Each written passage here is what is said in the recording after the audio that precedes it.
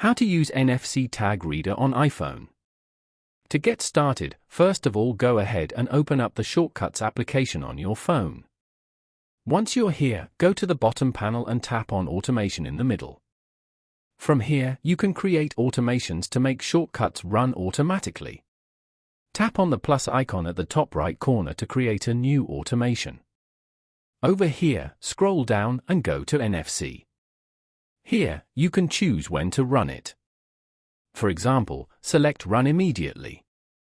And then, turn on the Notify When Run feature. After that, tap on Scan beside NFC tag. Now, hold your device near the NFC tag to scan it. Following these steps, you can easily use NFC tag reader on iPhone. Thank you for watching.